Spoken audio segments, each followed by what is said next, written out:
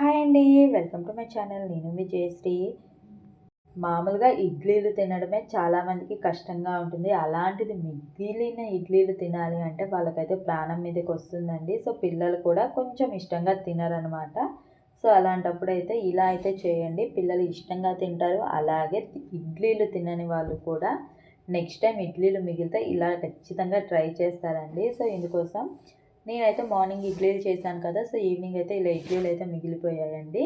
Evening కోసం నేను snacks చేద్దామని ఇంకా అవి అలాగే ఉంచాను.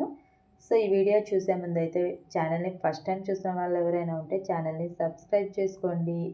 ఇంకా అలాగే ఈ వీడియో కనుక మీకు యూస్ఫుల్గా అనిపిస్తే వీడియోని అయితే లైక్ చేయండి. అలాగే ఈ రెసిపీని మీరు ట్రై చేసినట్లయితే మీకు ఎలా అనిపించిందో కూడా నాకు కామెంట్ చేయడం మర్చిపోకండి. సో ఇందుకోసం ఇడ్లీని అయితే 3 పీసెస్లో ఇలా అయితే కట్ చేసుకోవాలండి. సో ఇంతకన్నా చిన్నగా కట్ చేస్తే ఎక్కువగా క్రిస్పీగా అనిపిస్తూ ఉంటుంది. సో అందుకని ఈ సైజులో కట్ చేసుకుంటే మనకి సరిపోతుంది. సో ముందు ఇవి ఇలా కట్ చేసేటప్పుడే నేనైతే స్టవ్ మీద ఆయిల్ అయితే పెట్టానండి. డీప్ ఫ్రైకి సరిపోను ఆయిల్ పెట్టాను. మీరు కావాలి అంటే షాలో ఫ్రై లాగా ప్యాన్ మీదైనా చేసుకోవచ్చండి. సో అలా చేస్తే కొంచెం ఎక్కువ క్రిస్పీగా అనిపిస్తుంది. ఇలా చేయడం వల్ల ఏంటంటే డీప్ ఫ్రై చేస్తే పైన క్రిస్పీగా ఉంటుంది, అలాగే లోపల సాఫ్ట్గా ఉంటుంది. సో ఇవైతే ఒక్కొక్క పీస్ని అంటే ఎక్కువైతే వేయకండి. ఒక 4 or 5 పీసెస్ వేసి ఈవెన్గా స్ప్రెడ్ చేయండి. సారీ ఈ 4 or 5 పీసెస్ వేసి జస్ట్ ఒక 2 minutes అలా వదిలేసేయండి. అప్పుడు ఒకసారి కదిలిచ్చి కొంచెం కలర్ చేంజ్ అయ్యే వరకు వెయిట్ చేయాలండి. సో ఇవి హై ఫ్లేమ్లో వెయిట్ చేసేయండి. ఇవి ఆల్రెడీ కుక్ అయిన ఇడ్లీలు అయినా సరే మనకి లోపల వరకు క్రిస్పీగా అంటే లోపల వరకు వేడిగా అనిపించదు. మనకి తినేటప్పుడు లోపల వేడి అనేది తెలీదండి. సో ఇలా సిమ్లో వేడి చేసేయండి, లోపల వరకు వేగుతుంది కదా. సో తినేటప్పుడు మనకి ఆ క్రిస్పీనెస్ అనేది మనకి తెలుస్తూ ఉంటుంది. సో అందుకనేసే కొంచెం లో టు మీడియం ఫ్లేమ్లో పెట్టేసి అయితే వేపుకోండి. సో ఇలా కలర్ చేంజ్ అయ్యేటప్పుడు కొంచెం టర్న్ చేసుకోండి. కొంచెం అటు ఇటు తిప్పి గోల్డెన్ బ్రౌన్ కలర్ వచ్చే వరకు కూడా వేపుకోవాలి. సో ఇలా అయితే నేను అంతకుముందు అయితే చాలా రెగ్యులర్గా చేసేదాన్ని అండి. ఇంక ఈ మధ్య అయితే ఇడ్లీలు ఎక్కువ ఉండట్లేదు.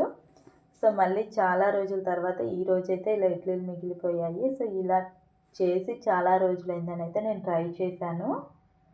సో ఇలా ఇప్పుడు చూస్తున్నారు కదా, ఇలా గోల్డెన్ బ్రౌన్ కలర్ వచ్చాకైతే మనం ఇవైతే ఒక ప్లేట్లోకి తీసుకొని మిగిలిన ఇడ్లీ పీసెస్ని కూడా మనం ఇలా 4 or 5 పీసెస్ వేసుకొని ఫ్రై అయితే చేసుకోవాలండి. సో ఆయిల్ అయితే మనం తీసిన తర్వాత వెంటనే వేయొద్దండి. ఏదైనా సరే ఒక 2 minutes అలా ఉంచితే మళ్ళీ ఆయిల్ అయితే హీట్ అవుతుంది. వెంటనే వేస్తే ఏంటంటే మనం అవి అప్పుడే తీస్తాం కాబట్టి హీట్ అనేది ఉండదు. ఈ వీడియో మీకు ఎలా అనిపించిందో కూడా నాకు కామెంట్ చేయండి. ఈ రెసిపీని మీరు ట్రై చేస్తే మీరు దేంతో తీసుకుంటారో కూడా కామెంట్ చేయండి. నేనైతే టమాటా సాస్తో తీసుకుంటాను. మీ ఇంట్లో చిన్నపిల్లలు తినేలాగా అయితే ఇవి అంత గోల్డెన్ బ్రౌన్ కలర్ వచ్చేలాగా కాకుండా ఇలా లైట్ గోల్డెన్ బ్రౌన్ కలర్ వచ్చాకైనా ఇలా సర్వ్ చేసుకోవచ్చండి. మనం సిమ్లోనే వేపుతున్నాం కాబట్టి మనకి లోపల వరకు క్రిస్పీగా అంటే లోపల వరకు అయితే వేడవుతుంది. సో ఈవినింగ్ స్నాక్ అయితే బెస్ట్ రెసిపీ అండి. ఇడ్లీలు చేసినప్పుడు అలా మిగిలిపోతే ఇలా ఖచ్చితంగా ట్రై చేయండి. పిల్లలు కూడా చాలా ఇష్టంగా తింటారు. ఇంకా అలాగే స్నాక్స్కి అయినా సరే టిఫిన్ బాక్స్లోకి అలా పెడితే ఇడ్లీలు పెట్టినట్లయితే వాళ్ళకి తెలియదండి. ఇవి చూస్తే తింటే టేస్ట్ కూడా ఇడ్లీ టేస్ట్ అయితే ఉండదు.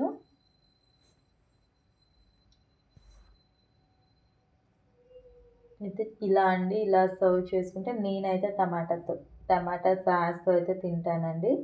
సో చూస్తున్నారు కదా, ఇవైతే పైన క్రిస్పీగా ఉంది, ఇంకా అలాగే లోపల సాఫ్ట్గా ఉందండి. సో ఈ వీడియో కనుక మీకు నచ్చినట్లయితే వీడియోని లైక్ చేయండి. ఛానల్ని ఇంకా సబ్స్క్రైబ్ చేసుకోకపోతే మాత్రం సబ్స్క్రైబ్ చేసుకోవడం మర్చిపోకండి. మీ ఫ్రెండ్స్ ఆర్ రిలేటివ్స్కి వీడియోని అయితే షేర్ చేయండి. వాళ్ళని కూడా ఈ రెసిపీని ట్రై చేయమనండి. Thank you for watching.